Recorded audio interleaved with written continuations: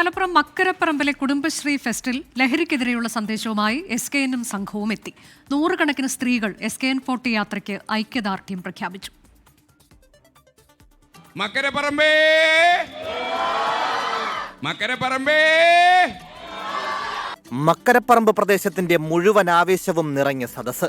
ലഹരിക്കെതിരെ ഒരുമിച്ച് നിൽക്കാം എന്ന സന്ദേശം പകർന്ന് 24 chief editor R. Sreekandan Nair.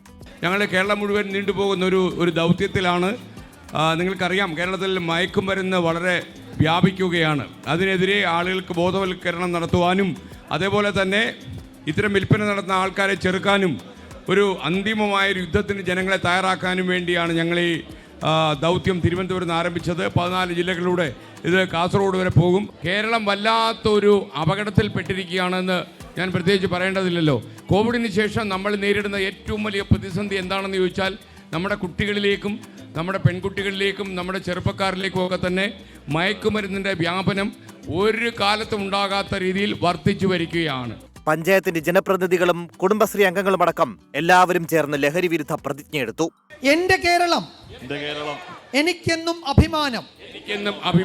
സമൂഹത്തിലെ ദുഷ്പ്രവണതകൾ എന്നെ ആശങ്കപ്പെടുത്തുന്നു. മദ്യവും മയക്കുമരുന്നും കുട്ടികളെ പോലും ഇരയാക്കുന്നു. നിരപരാധികൾ ലഹരി വലയിൽ ബലിയാടാകുന്നു. മക്കരപ്പറമ്പ് ഹയർ സെക്കൻഡറി സ്കൂളിന്റെ ഗ്രൗണ്ടിലായിരുന്നു കുടുംബശ്രീ ഫുഡ് ഫെസ്റ്റ്. SKN40 എത്തിയതോടെ ലഹരിക്കെതിരെയുള്ള നാടിന്റെ വലിയ ഫെസ്റ്റായി മാറി. ഇന്ന് വീട്ടമ്മമാർക്കൊക്കെ വലിയ സന്ദേഹമാണ്, പേടിയാണ്, ആശങ്കയാണ്, കരച്ചിലാണ്. അവർ പറയുന്നത് ചെറിയ പ്രായത്തിലുള്ള 11, 14 വയസ്സൊക്കെ ഉള്ള കുട്ടികൾ വീട് വിട്ട് വൈകുന്നേരം കൂട്ടുകാരുമൊത്തൊക്കെ ജംഗ്ഷനിലൊക്കെ പോയി ഒന്ന് നടക്കാനിറങ്ങിയിട്ട് തിരിച്ചു വരുമ്പോൾ അവൻ ഈ മാരക ലഹരി MDMAയും കൊക്കൈനും ബ്രൗൺ ഷുഗറും അതേപോലെ നമ്മുടെ ഹൈബ്രിഡ് കഞ്ചാവും ഒക്കെ കഴിച്ചിട്ട് മടങ്ങി വരികയാണെങ്കിൽ അവൻ കോളിംഗ് ബെൽ അടിക്കുമ്പോൾ വാതിൽ തുറക്കാൻ അമ്മയ്ക്ക് പേടിയാണ്. കാരണം കൊലക്കത്തി വീശി അവൻ അകത്തേക്ക് കയറി വന്ന് അമ്മയുടെ ജീവൻ എടുക്കുമോ എന്നുള്ള ഭയം അമ്മമാർക്ക് കാര്യമായിട്ടുണ്ട്. അപ്പോൾ ഈ ഒരു വലിയ അപകടം ആളുകളെ ബോധ്യപ്പെടുത്താൻ വേണ്ടി നമ്മൾ നടത്തുന്ന യാത്രയാണ്.